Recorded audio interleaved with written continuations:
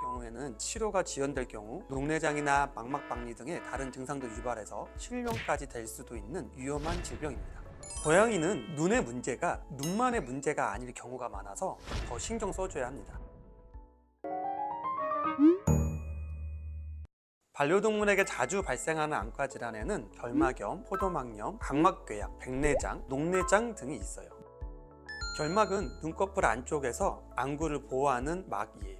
가장 바깥쪽에 있어서 외부 환경과 자극에 가장 먼저 노출이 되는 부분이죠. 이 결막에 염증이 생긴 것을 결막염이라고 해요. 여러 가지 이유 때문에 결막염이 발생할 수 있는데 어딘가에 부딪히거나 비벼서 나타나는 경우가 많아요. 또한 목욕을 하면서 샴푸 등의 화학약품이 눈에 들어가서 나타나기도 하죠. 그리고 세균이나 바이러스 등에 감염이 되거나 알레르기 때문에 발생하기도 해요. 보통 충혈이 되거나 눈곱이 끼는 증상으로 나타나는 경우가 많습니다. 눈을 비비는 증상도 자주 보이니까 평소보다 눈을 자주 비비거나 바닥에 문지른다면 결막염도 의심해 봐야 합니다. 결막염은 안약만으로 치료가 되는 경우가 많아요. 그만큼 집에서 안약을 잘 넣어주시는 게 매우 중요하죠. 안약이 제대로 잘 점안되고 특별한 문제가 더 없으면 보통 1, 2주 안에 좋아집니다.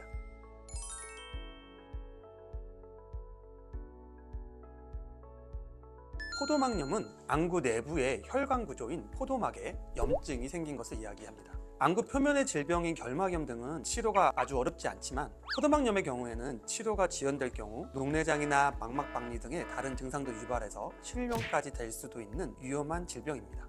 포도막염은 안구에 상처가 난 뒤에 치료가 잘 되지 않거나 세균, 바이러스, 곰팡이 등에 감염이 되어서 나타날 수 있어요. 또한 당뇨병이나 고혈압의 합병증으로도 나타날 수 있습니다. 결막염보다 조금 더 심하게 충혈이 되고 심한 통증을 호소하기도 해요. 눈 안쪽에 농이나 혈액이 차는 경우도 있고 눈앞에 막이 낀 것처럼 전체적으로 뿌옇게 보이기도 합니다.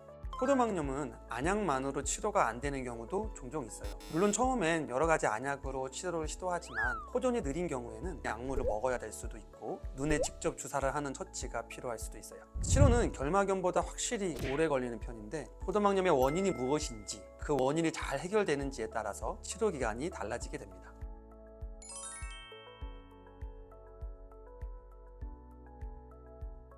눈의 가장 바깥쪽, 앞쪽에 있는 각막이 어떠한 원인으로 인해서 상처가 나거나 스크래치가 생겼을 때 각막궤양이라고 이야기합니다. 각막궤양이 생겼을 경우엔 우선 눈을 아파하는 모습을 보입니다. 눈을 잘 뜨지 못하거나 눈을 비비려고 하는 모습을 보이죠. 각막궤양이 있는 아이는 보통 결막염이나 포도막염이 같이 오기 때문에 충혈이 되고 눈곱이 많이 낄 수 있습니다.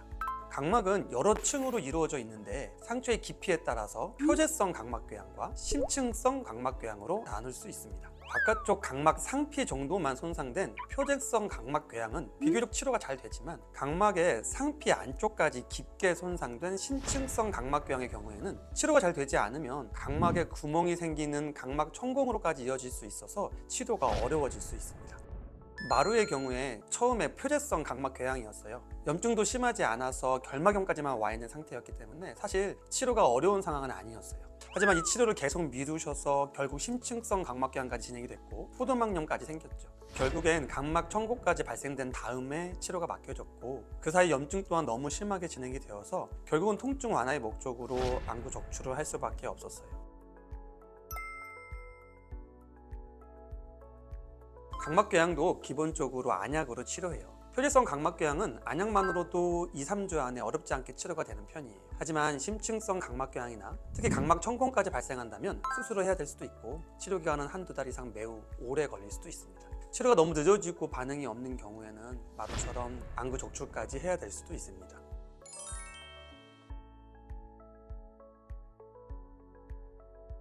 백내장은 안구의 추정체가 하얗게 혼탁해지는 질병으로 보호자님들께서 보통 눈이 뿌옇게 변했어요 라는 증상을 말씀하시면서 내원하세요. 이 백내장과 많이 헷갈리는 증상으로 핵경화증이 있는데 이거는 노령성으로 수정체의 핵이 딱딱해지면서 약간 뿌옇게 보여지는 증상이에요. 하지만 이 핵경화증은 치료가 필요한 증상이 아니기 때문에 우리 아이가 눈이 조금 뿌옇게 변했다면 자연스러운 노화의 현상인 핵경화증인지 백내장인지 병원에서 판단해 보시는 게 좋습니다.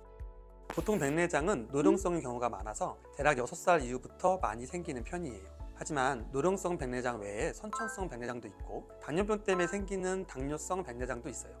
백내장은 진행이 되면서 아예 실명을 하게 되는 경우도 있고 있고 수정체에 쌓이는 백내장 단백질 때문에 염증이 발생할 수도 있기 때문에 우리 아이가 백내장이 있다면 그 단계에 맞게 적절한 치료와 관리가 필요합니다. 보통 1기에서 4기로 나뉘는데 3기부터가 실명이 된 상태예요.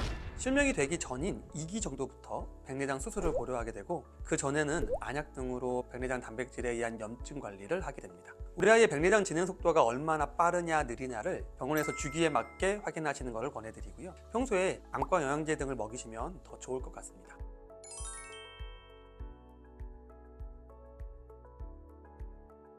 눈은 안방수라고 하는 물에 의해서 적절한 압력을 유지하고 있어요. 이 안방수는 눈 안에서 생성되고 배출이 되는 거예요.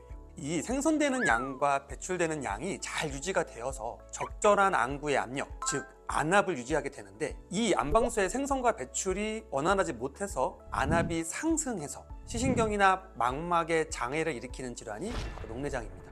안압이 40 이상 높은 상태로 72시간 이상 지속이 되면 영구적인 시력 손실이 올 수 있기 때문에 응급질환으로 분류가 되고 있습니다. 녹내장은 유전적인 원인 등 눈 자체의 문제로 발생하는 원발성 녹내장이 있고 포도막염이나 종양, 수정체 탈구 등의 다른 안과 질환으로 인해서 발생하는 속발성 녹내장이 있습니다. 녹내장은 보통 아이의 행동 변화를 보고 보호자님들께서 알아채시는 경우가 많아요. 눈을 비빈다거나 밥을 안 먹고 활력이 저하되는 경우가 있고 갑자기 앞이 안 보이는 듯한 모습을 보이기도 합니다. 눈이 갑자기 커져서 튀어나와 보이는 경우도 있으니 뭔가 평소와 다른 모습을 보인다면 병원에서 검사를 받아보셔야 합니다. 녹내장은 우선 안약을 통해서 치료를 시도합니다. 하지만 안약으로 안압이 관리가 잘 되지 않는 경우에는 안구 내에 주사를 맞거나 레이저 등의 외과적 처치가 필요할 수도 있습니다.